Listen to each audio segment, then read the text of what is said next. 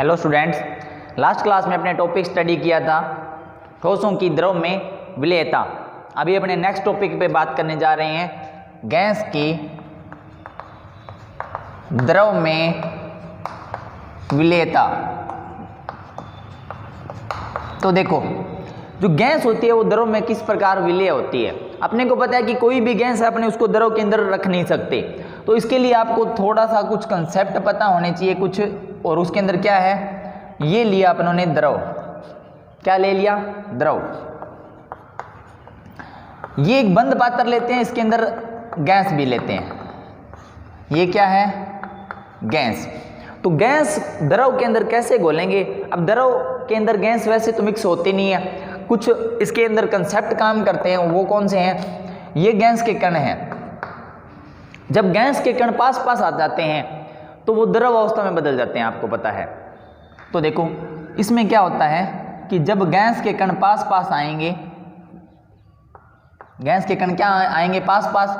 जैसे जैसे गैस जो बहुत दूर अगर फैली हुई है, इसको अपने कंप्रेस करके या कैसे भी किसी भी तरीके से पास ले आते हैं, तो गैस के सारे कण पास आ जाएंगे और वो किस में चेंज हो जाते हैं? द्रव में। तो देखो, यहाँ पर एक द्रव की एक क्या बन जाएगी? बूंद बन जाएगी। मतलब गैस किसके अंदर परिवर्तित होगी? बूंद के अंदर। और ये यहाँ इस द्रव में मिल जाता है। इस प्रोसेस का नाम होता है संघनन। क्या नाम होता है? संघनन। और फिर अपने देखते हैं कि यहाँ पर ये जो द्रव दिया हुआ है, इसके अंदर गैस की जो कंसंट्रेशन है, सांद्रता, वो बढ़ जाती है। तो जब गैस की सांद्रता यहाँ पर बढ़ जाएगी और फिर क्या होगा, यहाँ पर गैस की सांद्रता कम हो जाती है, तो यहाँ पे जैसे ये कोई गैस का कण था जो कि द्रव में बदला हुआ था, ये फिर वापस क्या होगा, क्योंकि गैस की अगर अपने उसे किसी भी भौतिक विधि द्वारा उसको द्रव में बदल देते हैं, परंतु जब वो भौतिक कारक वहाँ से वापस हटा लेते हैं तो वो वापस गैस में परिवर्तित हो जाती है। तो देखो, ये जो कण था ये वापस किस में परिवर्तित हो गया? गैस में। इस प्रक्रिया को बोलते हैं वाष्पन। तो संघनन और वाष्पन, यहाँ पर दो प्रकार की प्रक्रियाएं हुई। और संघनन और वाष्पन जो है, उन दोनों की मात्राएं जब बराबर हो जाती है तो वो अवस्था कहलाती है साम्य अवस्था। क्या कहलाती है? साम्य अवस्था।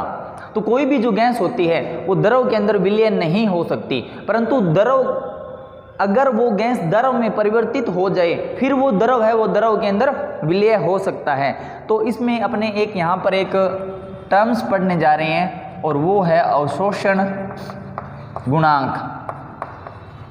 क्या है? अवशोषण गुणांक। तो देखो, अवशोषण गुणांक क्या होता है? अवशोषण गुणांक होता है कि निश्चित ताप व दाब पर, कि अपनों ने जो ताप व दाब को क्या करना है? फिक्स करना है। ये क्या होने चाहिए? निश्चित होने चाहिए। निश्चित ताप व दाब पर विलायक के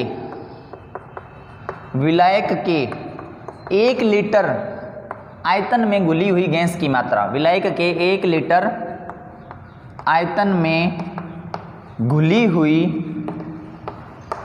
गैस की जो मात्रा होती है वो क्या कहलाती है? अवशोषण गुणांक। ये एक आपने परिभाषा याद रखनी है। क्या है कि निश्चित ताप व दाब पर विलायक के 1 लीटर आयतन में घुली हुई गैस की मात्रा क्या कहलाती है? अवशोषण गुणांक कहलाती है। अब इसके बाद अपना नेक्स्ट टॉपिक आता है गैस की द्रव में विलेयता को प्रभावित करने वाले कारक। तो अपने जो लास्ट टॉपिक किया था उसमें भी अपनों ने प्रभावित करने वाले कारक पढ़े थे। वैसे ही कुछ कारकों का आपने यहाँ पे अध्ययन करेंगे, और वो कौन से रहेंगे? देखो, सबसे पहले बात करते हैं अपने गैस की प्रकृति। सबसे पहला पॉइंट रहेगा गैस की प्रकृति। गैस की प्रकृति। तो देखो, इसके अंदर क्या होता है कि अगर कोई जो गैस है, गैस वो विलायक में कैसे घुलेगी, इसके लिए गैस की प्रकृति दो तरह से काम करती है कि जब गैस और विलायक को मिलाया जाए तो या तो वो आपस में अभिक्रिया कर ले, तब उसकी विलेयता क्या हो जाएगी? द्रव के अंदर वो गैस विलेय हो जाएगी। और या क्या हो कि जो गैस है ना, उसकी आयनित होने की प्रकृति हो। कौन सी प्रकृति हो? आयनित होने की। आयनित होने का मतलब ये है कि जब गैस को द्रव में घोला जाए तो वो अपने आयनों में विभाजित हो जाए, और जब आयनों में विभाजित हो जाएगी तो वो जो गैस है वो इजीली विलायक के अंदर क्या हो जाएगी? विलय हो सकती है। अब देखो ये बहुत सिंपल छोटी सी बात थी। यहाँ पर आपने देखो याद क्या करना है, आपने यहाँ पर याद करना है जो अभी अपनों ने अवशोषण गुणांक पढ़ा था उसका क्रम याद रखना है कुछ गैसों के लिए। अवशोषण गुणांक का क्रम कुछ गैसों के लिए कि वो द्रव में किस प्रकार और कितनी तेजी से विलय हो सकती हैं। तो देखो NH3 जो गैस है अमोनिया, वो पानी के अंदर सबसे अधिक विलय होती है। सबसे अधिक मतलब यहाँ पे अपने कुछ गैसें लिखेंगे, उनका कंपैरिजन चल रहा है। तो यहाँ से ये जो अवशोषण गुणांक है, इसमें एक क्वेश्चन भी आया हुआ है बोर्ड में एक बार। वो क्वेश्चन क्या था पहले अपने इसका क्रम देखते हैं, फिर उस क्वेश्चन को देखेंगे। NH3 HCl SO2, यहाँ पर ये जो HCl लिखा है अपनों ने, इसको हाइड्रोक्लोरिक अम्ल मत मानना, ये जो है हाइड्रोक्लोरिक गैस है, ठीक है। और आगे SO2 तक पहुँच गए अपने, फिर H2S CO2 H2S CO2 C2H2 O2 and N2। तो ये कुछ गैसों का अपनों ने क्रम लिख लिया। अगर आपसे ये पूछा जाए क्वेश्चन क्या था, अब क्वेश्चन बताता हूँ मैं। क्वेश्चन ये था कि 2 या 3 गैसें दी हुई थी, तो उसमें ये पूछा गया था कि सबसे अधिक अवशोषित होने वाली गैसें कौन सी हैं, या द्रव के अंदर या पानी के अंदर सबसे अधिक घुलनशील गैसें कौन सी हैं। तो ये जो अवशोषण गुणांक होता का क्रम है, अवशोषण गुणांक की अभी अपनों ने परिभाषा बैठी थी, उसमें भी यही पढ़ा था कि 1 लीटर विलायक में जो गैस सबसे अधिक विलयशील हो वही उसका अवशोषण गुणांक कहलाता है। तो देखो NH3 HCl SO2 H2S, और ये ऑर्डर आपने क्या करना है? याद करना है। इसमें आप एक छोटी सी बात और याद कर लेना कि जो ऑक्सीजन है ना, वो रुधिर में सबसे अधिक विलय होती है। रुधिर में सबसे अधिक विलय होने वाली गैस कौन सी होती है? ऑक्सीजन। ये जो छोटा सा पॉइंट मैंने आपको बताया है, ये आप अपने बायो, अगर आपके पास बायो है तो, और उसमें अगर आप टॉपिक पढ़ते हो रेस्पिरेटरी सिस्टम, तो उसके अंदर आपको ये मिल जाता है। नेक्स्ट देखो, नेक्स्ट पॉइंट बात करते हैं। पहला ये हो गया, नेक्स्ट पॉइंट बात करते हैं विलायक की प्रकृति। विलायक की प्रकृति, ये टॉपिक अपने पहले स्टडी कर चुके हैं। द्रव, ठोस की द्रव में विलयता, उसमें आपने एक रूल पढ़ा था, अगर आपको ध्यान है तो, समान को घोलता है। बस वही बात है कि अगर जो गैस है वो ध्रुवीय है तो वो ध्रुवीय विलायक में विलय होगी, और अगर गैस अध्रुवीय है तो वो अध्रुवीय विलायक में विलय होगी। यहाँ पर अपने कुछ भी नया नहीं पढ़ने जा रहे, क्योंकि इसकी स्टडी या इसको डिस्कस अपने लास्ट टॉपिक में कर लिया था। उसके बाद बात करते हैं अपने, नेक्स्ट टॉपिक आता है ताप का प्रभाव। नेक्स्ट टॉपिक क्या आता है? ताप का प्रभाव।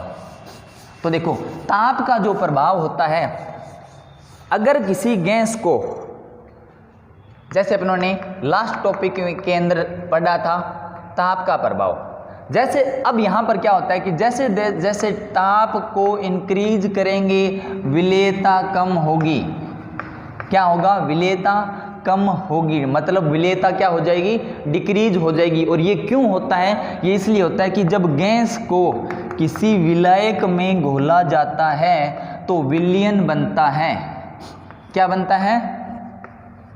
विलयन। और प्लस में ऊष्मा निकले। अगर प्लस में ऊष्मा निकल रही है तो ये जो है वो एक टाइप का ऊष्माक्षेपी प्रक्रम होता है। क्या होता है? ऊष्माक्षेपी प्रक्रम होता है, क्योंकि इसके अंदर क्या है कि ऊष्मा को क्या हो रहा है? बाहर निकल रहा है। तो ये बात भी अपने कर चुके हैं लास्ट टॉपिक के अंदर। आपको ये ध्यान रखना है कि जब गैस को किसी विलायक में घोला जाता है तो जो विलयन बनेगा और उसके साथ में ऊष्मा बाहर निकलेगी, और ऊष्मा बाहर निकलती है मतलब क्या होता है? ऊष्माक्षेपी प्रक्रम है। ये इंपॉर्टेंट बात है। किसी भी गैस को अगर अपने घोलते हैं द्रव के अंदर तो उसमें ऊष्माक्षेपी प्रक्रम ही होता है। अब इसके अपवाद ध्यान रखने हैं आपने।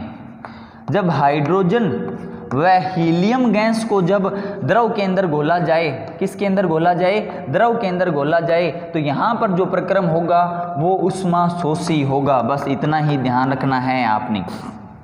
तो क्या कि ताप बढ़ाएंगे तो विलेयता क्या हो जाएगी, कम हो जाएगी। ये अगर आप लिखते हो बहुत अच्छी बात है, थोड़ी साइंटिफिक एविडेंस है इसके अंदर। और अगर आप ये बात नहीं लिखते, आप इसकी एक जनरल कॉमन छोटी सी बात दो और लिख सकते हो, और वो क्या होती है कि भाई ये द्रव लिया हुआ है, ये क्या लिया हुआ है, द्रव, बंद पात्र के अंदर द्रव और गैस मिलाई हुई है, मिलाई मतलब रखी हुई है। और इसको अगर अपने क्या करें, गर्म करते हैं, तो आपको ये भी पता है कि जब अपने किसी द्रव को गर्म करते हैं तो वो खुद गैस में चेंज हो जाएगा। मतलब ये जो द्रव है ना, इसके कण वापस कहाँ चले जाएंगे, इधर, इसके कण कहाँ जा रहे हैं, इधर। तो जो द्रव है वो गर्म करने से किस में कन्वर्ट हो रहा है, गैस में। तो आपको पता है कि विलेयता तो कैसे होगी, कि गैस तो इसके अंदर कैसे घुलेगी और क्यों घुलेगी, क्योंकि जब द्रव खुद किस में चेंज हो रहा है, गर्म करने से गैस में, तो इसकी विलेयता होती है बहुत कम। अब अपने नेक्स्ट टॉपिक डिस्कस करते हैं इसी का प्रभावित करने वाला कारक, और वो है दाब का प्रभाव। वो कौन सा है, दाब का प्रभाव, बहुत इंपॉर्टेंट है। इसमें अपने एक दो रूल पढ़ेंगे, और वो जो रूल है उसी के बेस पे अपने ये आगे का थोड़ा जो टॉपिक है या चैप्टर का कुछ पोर्शन है वो चलेगा। फोर्थ पॉइंट पढ़ते हैं अपने, दाब का प्रभाव।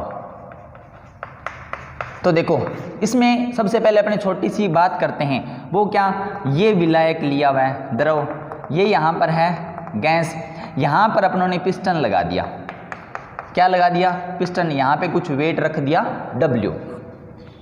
अब क्या करें कि दाब बढ़ाएं तो क्या होगा, देखो दाब बढ़ाकर अपनों ने पिस्टन को यहाँ तक कर दिया, इस पे वेट कुछ एक्स्ट्रा लगा दिया अपनों ने, W। तो गैस है उसके कण क्या होंगे, और ज़्यादा पास पास आ जाएंगे।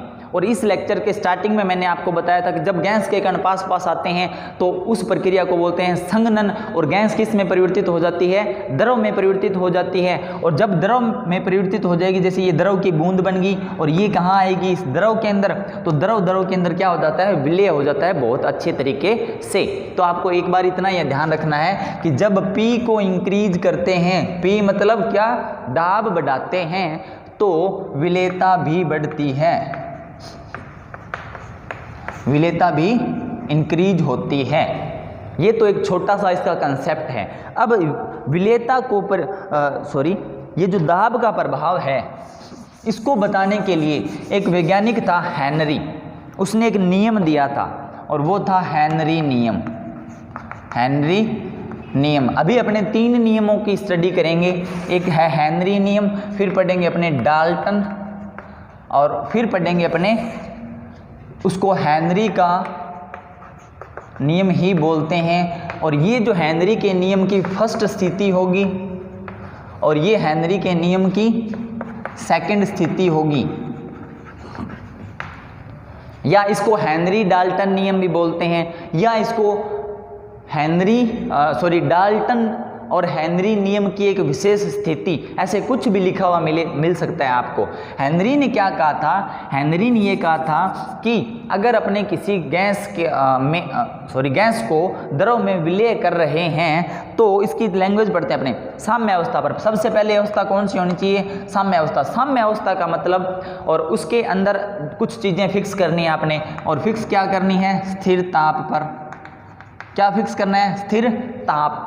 टेम्परेचर फिक्स होना चाहिए, वो चेंज नहीं होना चाहिए, वरना विलेयता का जो अपने कंसीडर करने जा रहे हैं उसके जो डाटा होते हैं वो अलग चेंज हो जाते हैं। क्योंकि आपने अभी पढ़ा थोड़ी देर पहले कि जैसे जैसे ताप को बढ़ाते हैं तो विलेयता बढ़ जाती है, अगर ताप को कम करते हैं तो ताप को बढ़ाते हैं तो विलेयता घट जाती है, और ताप को बढ़ाते हैं तो क्या होता है कि विलेयता भी घट जाती है। और ये आपने पढ़ा कि ताप को कम करेंगे तो विलेयता बढ़ जाएगी, ये अपने अभी थोड़ी देर बाद देखने जा रहे हैं इसको। देखो स्थिर ताप पर। साम्य अवस्था क्या है, साम्य अवस्था कौन सी अवस्था है, जब संघनन और वाष्पन की मात्रा आपस के अंदर बराबर हो, उस अवस्था को बोलते हैं साम्य अवस्था। तो देखो इसने क्या कहा था कि साम्य अवस्था पर और स्थिर ताप पर 1 लीटर विलायक में घुली हुई गैस की मात्रा, 1 लीटर विलायक में घुली हुई गैस की मात्रा, और ये जो घुली हुई गैस की मात्रा इसको m से रिप्रेजेंट किया गया है। घुली हुई गैस की मात्रा दाब के समानुपाती होती है, दाब के समानुपाती होती है। तो क्या m, घुली हुई गैस की मात्रा किसके समानुपाती होगी? दाब के। m is equal to k, p और k है कोई भी कांस्टेंट, कोई भी कांस्टेंट है, ध्यान रखना ये। तो सिंपल सी बात है, अभी अपनों ने देखा था कि जब दाब को बढ़ाते हैं तो विलेयता भी बढ़ती है। और विलेयता क्या है? यहाँ पर घुली हुई गैस की मात्रा और विलेयता दोनों एक ही तो चीज़ होती है। मतलब गैस को किस में घोल रहे हैं? अपने द्रव के अंदर। तो या तो विलेयता बोल लो या घुली हुई गैस की मात्रा बोल लो, दोनों एक ही होता है। ये छोटी सी एक कंडीशन थी। जब हेनरी ने ये नियम दिया तो डाल्टन ने एक और नियम दिया, और वो नियम था गैसों के लिए। किसके लिए था? गैसों के लिए एक नियम था। और उसके अंदर अपने क्या पढ़ने जाएंगे? देखो गैसों का क्या नियम है। सपोज दैट, आपको सपोज करना है ये कोई बंद पात्र है, इसमें डाल्टन ने गैसों का मिश्रण लिया। क्या लिया? डाल्टन ने गैसों का मिश्रण लिया। और वो मिश्रण किस टाइप का था? मान लेते हैं ए गैस, मान लेते हैं बी और मान लेते हैं सी। मतलब इसने 3 टाइप की गैसें ली यहाँ पर, और इसकी अपनी मात्रा भी सपोज कर लेते हैं 50%, 30% और ये 20%। तो ये कहता है कि मैं कुछ टर्म्स लिख रहा हूँ, PA, PB, PC। ये है गैसों के आंशिक वाष्प, गैसों के आंशिक दाब, आंशिक दाब। अब देखो आंशिक दाब शब्द क्यों यूज किया? क्योंकि यहाँ पर 3 टाइप की गैसें हैं, ए, बी और सी।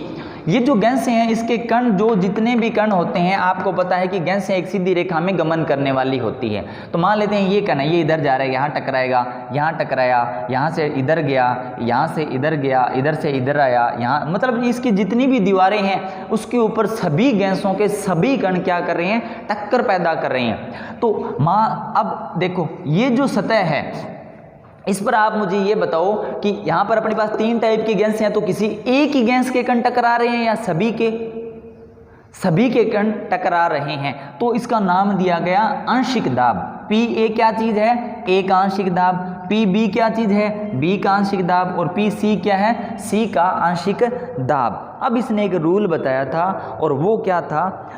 डाल्टन का रूल ये कहता है कि PA जो है ना, मतलब A गैस का आंशिक दाब उसकी मोल भिन्न के समानुपाती होता है।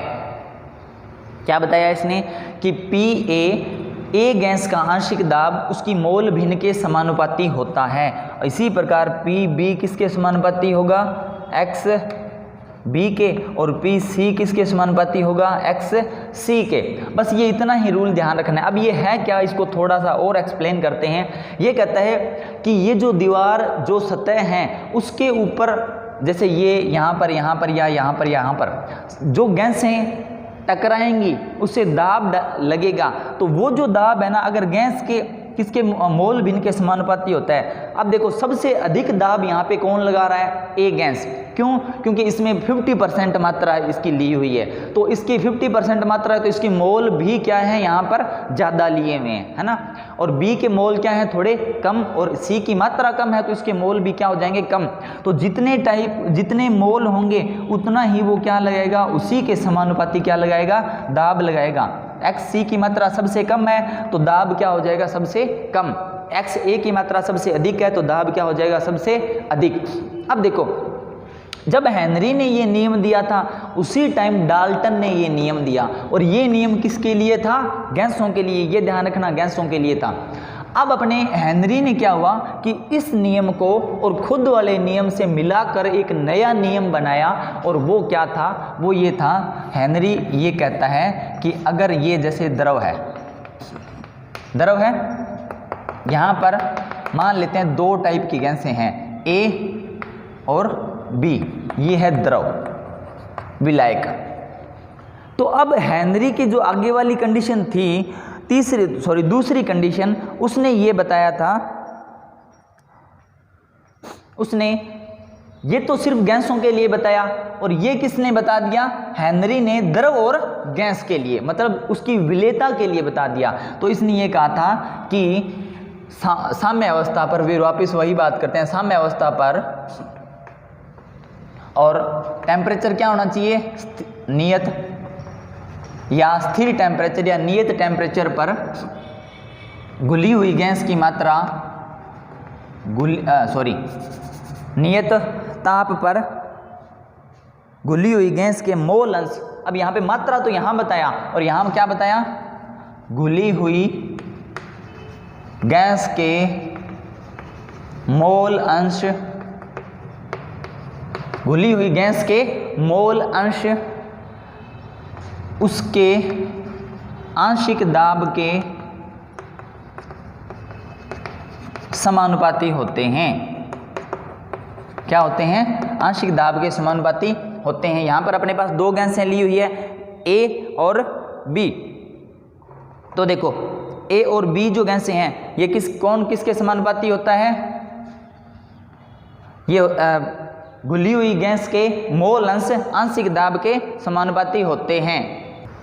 तो इसको अपने ऐसे लिखेंगे कि पी ए क्या चीज़ है? गैस ए का आंशिक दाब समानुपाती होता है एक्स ए के, और यहाँ पर पी बी समानुपाती होता है किसके? एक्स बी के। सॉरी, जब ये समानुपाती का निशान हटाएंगे तो यहाँ पे एक नया कांस्टेंट आएगा, और वो होता है के एच, एक्स ए। और के एच को क्या बोला गया था? हेनरी नियतांक। क्या बोला गया? के एच को हेनरी नियतांक। अब देखो यहाँ पे कुछ छोटी सी जनरल बात करते हैं अपने। के एच इज इक्वल टू ये होता है पी ए अपॉन में एक्स ए। तो जैसे जैसे के एच का मान ज़्यादा होगा, देखो के एच एक्स ए के इन्वर्सली प्रोपोर्शनल है, मतलब व्युत्क्रमानुपाती है। तो अब ये है यहाँ पर कि अगर एक्स ए क्या चीज़ है? घुली हुई गैस की मात्रा, या घुली हुई गैस के मोल भिन्न बोले उसको। तो अगर ज़्यादा गैस घुल रही है तो के एच का मान क्या होगा? कम, और अगर कम गैस घुली हुई है तो के एच का मान क्या होगा? ज़्यादा होगा। यहाँ पर यही बात है। और इसको अगर अपने ताप के साथ रिलेट करें तो देखो, आपने ये देखा था कि जैसे जैसे ताप बढ़ाते हैं, ताप को क्या करेंगे? इंक्रीज करेंगे, तो विलेयता कम होगी। विलेयता क्या होगी? कम होगी। विलेयता को अपने यहाँ पे एक्स ए बता दें। एक्स ए मतलब विलेयता, विलेयता मतलब क्या है कि एक्स ए है घुली हुई गैस के मोल भिन्न। यहाँ पे लिया था घुली हुई गैस की मात्रा, और यहाँ पे है घुली हुई गैस के मोल भिन्न। विलेयता कम होगी, और अगर ये एक्स ए कम है तो के एच क्या है? के एच ये भी ज़्यादा होता है। ये एक छोटा सा रिलेशन है। ताप को बढ़ाते हैं, विलेयता कम हो जाती है। विलेयता कम होगी तो के एच का मान क्या हो जाता है? के एच का मान बढ़ जाता है। ठीक है, अभी अपने आगे नेक्स्ट टॉपिक की बात करते हैं, और वो टॉपिक है हेनरी नियम के अनुप्रयोग। कि जो हेनरी का नियम है उसके अनुप्रयोग क्या क्या हो सकते हैं, अपनी डेली लाइफ के अंदर क्या यूज करेंगे, उसको कैसे लिखेंगे। तो देखो हेनरी का नियम क्या है?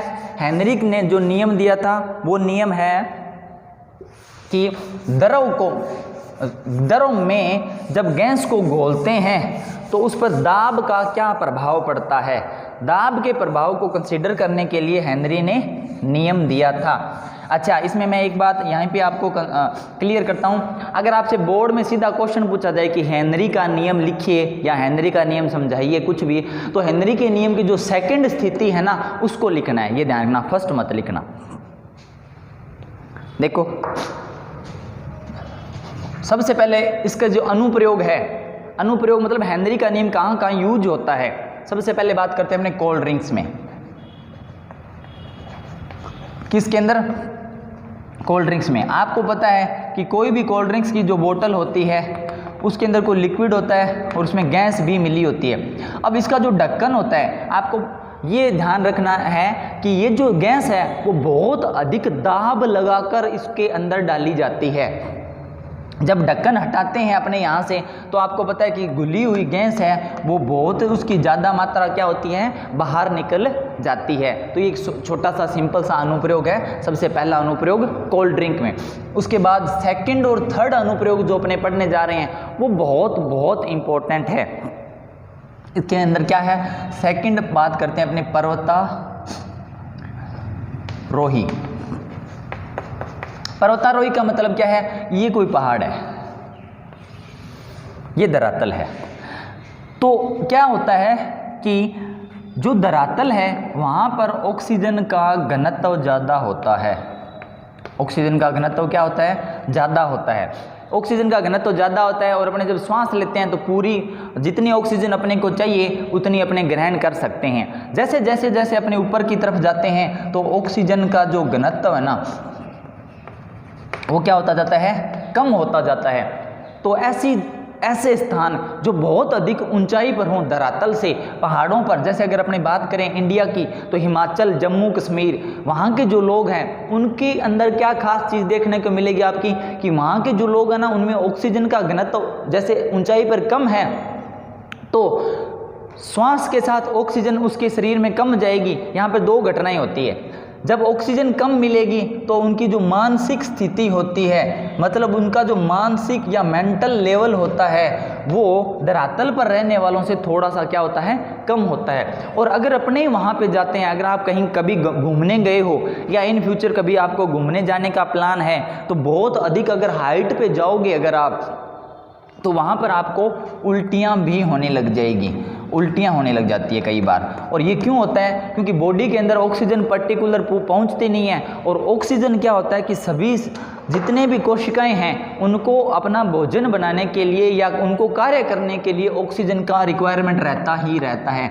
तो जब उनके पास ऑक्सीजन नहीं पहुँचेगी पूरी जितनी यहाँ पर पहुँच रही थी तो शरीर में क्या होता है, कुछ टेक्निकल इश्यूज आ जाते हैं, मानसिक स्थिति कम हो जाती है, उल्टियाँ आने लग जाती है। और ये जो कंडीशन होती हैं इनका एक स्पेशल नाम दिया गया है और इसका नाम ये है, इसको बोला गया एक रोग होता है एनोक्सिया। क्या होता है ये, एनोक्सिया। तो ये ध्यान रखना है, ये क्वेश्चन बोर्ड के पेपर के अंदर आपको आया हुआ है लास्ट 2-4 साल के अंदर। आपका अगर आप क्वेश्चन पेपर चेक करते हो तो आपको कहीं न कहीं ये जरूर मिलेगा, ये बोर्ड के अंदर आया हुआ है। तीसरी बात करते हैं अपने गोताखोरों की। गोताखोर समझते हो, ये सपोज करो एक बहुत बड़ा समुंदर है। क्या है, समुंदर है। तो जब गोताखोर क्या होते हैं कि समुंदर के अंदर या बहुत अधिक गहरे जाने वाले, तैरने वाले, या इसको स्कूबा डाइविंग बोला जाता है, इंग्लिश में इसको स्कूबा डाइविंग बोला जाता है। तो देखो सपोज करो ये कोई गोताखोर है, ये समुद्र में बहुत अधिक गहरा चला गया या पानी के अंदर गहरा चला गया, तो इसके ऊपर जितना भी पानी आ रहा है वो इसके ऊपर क्या लगाएगा, दाब लगाएगा। तो अब क्या घटना घटेगी कि ये इसकी वाहिनियाँ, वाहिकाएं जिनके अंदर रुधिर बहता है, ठीक है। तो अब रुधिर इसके अंदर बह रहा है, इसके शरीर की कुछ नलिकाएं हैं जिनमें क्या होता है, ब्लड का फ्लो होता है, रुधिर बहता है। तो यहाँ पर क्या होगा, यहाँ पर आपको पता है कि मैंने आपको बताया था कि अपने जब श्वास के साथ ऑक्सीजन गैस लेते हैं, अब एनवायरनमेंट के अंदर नाइट्रोजन भी प्रेजेंट है, तो ये कोई ज़रूरी थोड़ी नाक में कोई फिल्टर थोड़ी लगे हैं कि सिर्फ अपने क्या लेंगे, ऑक्सीजन गैस ही ग्रहण करेंगे, नाइट्रोजन तो अपने ग्रहण नहीं करेंगे। तो वायुमंडल के अंदर जितने भी टाइप की गैसें होती हैं वो सभी ग्रहण करते हैं, परंतु यूज कौन सी होती है, सिर्फ और सिर्फ ऑक्सीजन होती है। तो यहाँ पर कई सारी गैसों का मिश्रण, जैसे अपने दो ही की बात कर लेते हैं, ऑक्सीजन और नाइट्रोजन अगर अपने श्वास के अंदर क्या कर ली, ग्रहण कर ली। तो अब देखो जैसे इसके शरीर पे दाब लगेगा तो इन नलिकाओं या कोशिकाओं पे भी दाब लगेगा, और जैसे जैसे दाब लगेगा तो जैसे जैसे दाब लगता है तो दाब के कारण क्या होता है कि गैस की द्रव में विलेयता बढ़ जाती है। तो जैसे जैसे गैस की द्रव में विलेयता बढ़ जाएगी तो यहाँ पे जो गैस है वो बहुत मतलब अच्छी तरह से इसके अंदर क्या होगी, विलय होगी। और जब ये गोताखोर वापस क्या आएगा, बाहर धरातल पर आएगा, तो इसको अटैक आने का खतरा रहता है। अटैक आने का खतरा कैसे रहता है, क्योंकि जब एकदम से दाब कम होगा जैसे आपने बोतल का ढक्कन हटाया, मतलब क्या कर दिया, दाब कम कर दिया, तो जो गैस है वो बुलबुलों के रूप में क्या होता है, बाहर आ जाती है। तो कोशिकाओं नलिकाओं के अंदर जो भी गैस होती है वो भी क्या होती है कि बुलबुलों के रूप में ये ऑक्सीजन, नाइट्रोजन, जितने भी टाइप की गैसें थी वो क्या आ जाती है, बाहर आ जाएगी। और जब बाहर आ जाएगी तो यहाँ पे अगर कोई बड़ा बबल्स बन गया तो उससे क्या होता है कि अटैक आने का खतरा रहता है, और बीच में क्या आ गया, गैप आ गया, मतलब एक हवा का कुछ बुलबुला आ गया। और ये जो बनते हैं इनका एक स्पेशल नाम होता है, उनको बोला जाता है बैंड्स। क्या बोला जाता है, बैंड्स बोला जाता है। अब ये घटना ना घटे तो इसके लिए क्या होता है, अब आप कहोगे ये ऑक्सीजन कहाँ से लेता है, तो देखो सिंपल सी बात है, आप बच्चे तो हो नहीं, आपको पता होना चाहिए कि जब भी कोई गोताखोर पानी के अंदर जाता है तो उसके बैक साइड में एक जो गैस का सिलेंडर टंगा होता है ना, तो उस सिलेंडर से वो श्वास लेता है। अब आपने क्या ध्यान रखना है कि यहाँ पर जब वो सिलेंडर लेके जाता है तो उसमें कौन कौन सी गैसें होती है, देखो उसके अंदर हीलियम, नाइट्रोजन और ऑक्सीजन, 3 गैसों का मिश्रण डाल के, मतलब ये रोग ना हो, ऐसी घटनाएं ना घटे, इसके लिए 3 गैसों का मिश्रण डाला जाता है। और हीलियम होती है 11.7, 52.6 और 32.1। हीलियम होती है 11.7, 52.6 और 32.7, 11.3, 6, 3, 9, 1, 10। हाँ, ये इसकी परसेंटेज रहती है, ये ध्यान रखना।